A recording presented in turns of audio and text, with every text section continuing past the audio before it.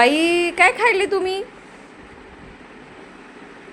मस्त आहे तुमचं. रोज कडुलिंबाचा पाला खातेत. कडू नाही लागत का ते? अय्यो,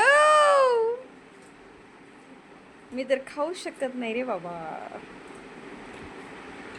बाप रे, बघा यांनी एवढी मोठी फांदी आणि रोज खातात बरं का. सकाळी तिकडे बाळाला शाळेत सोडायला गेले ना की रोज लिंबाचा पाला एक फांदी आणून खातात सकाळी सकाळी. पण मग कधीच आजारी पडत नाहीत.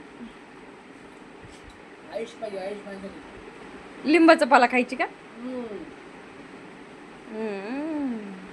कसं लागायलंय?